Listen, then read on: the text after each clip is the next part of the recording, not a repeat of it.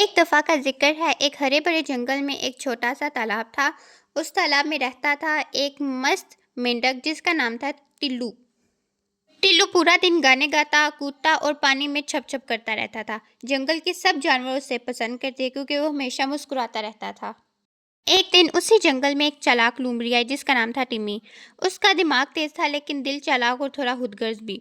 टिम्मी ने देखा कि सब जानवर टिल्लू से खुश हैं तो उसके मन में जलन होने लगी। ये छोटा सा मेंढक सबका दोस्त कैसे बन गया? टिम्मी ने सोचा, मैं जंगल की सबसे समझदार हूँ, मुझे सबका मनपसंद होना चाहिए, ना कि मेंढक को। अगले दिन टिम्मी ने एक चाल चली। उसने सब जानवरों को बुलाया और बोला, दोस्तों, जंगल में एक बूढ़ी हिरन दादी रहती है जिनके पास सोने के पत्तों का जादू है। जो उनके इम्तिहानात को पास करेगा उसको वो पत्ते मिलेंगे। सब जानवर एक्साइटेड हो गए। मेंढक टिल्लू भी कूदता हुआ आया। मैं भी ट्राई करूंगा। टिम्मी मुस्कुराकर बोली, ठीक है मेंढक, पर याद रखना टेस्ट मुश्किल होगा। सब जानवर एक खुले मैदान में पहुंचे। वहां बुरी हिरन दादी खड़ी थी, चमकदार आंखें और सुनहरे सिंग। उन्होंने कहा, ये टेस्ट सिर्फ उसका है जो अपनी समझदारी और सच्चाई से काम लेगा।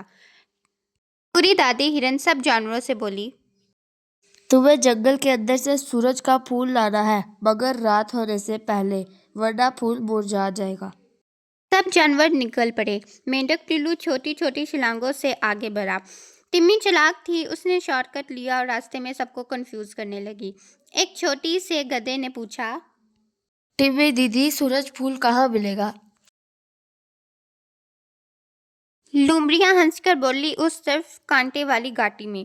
बेचारी गधी उस तरफ चली गई और फंस गई। टिल्लू ने देखा तो फौरन मदद को गया। उसने अपनी छोटी सी बॉडी से इस गधी के पैर के पास के कांटे निकाले और उसे बचाया। शुक्रिया टिल्लू, गधी बोली, तुमने मुझे बचा लिया।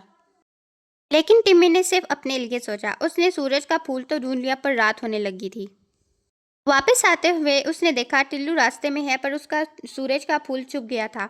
टिम्मी ने सोचा, क्यों ना इसका फूल चुरा लूं, मुझे ही जीतना चाहिए। टिम्मी ने चुपके से टिल्लू के पास से फूल चुरा लिया और भाग गई। टिल्लू ने देखा पर कुछ बोला नहीं। उसने सोचा, मैं सच्चाई से ही काम लूंगा, अगर मेरे नसीब में जीत हुई तो मैं ही जीत लूंगा।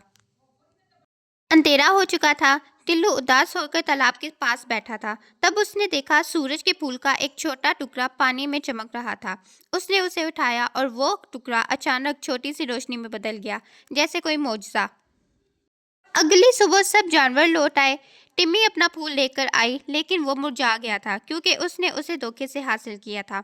टिल्लू का छोटा सा चमकदार टुकड़ा रोशनी दे रहा था।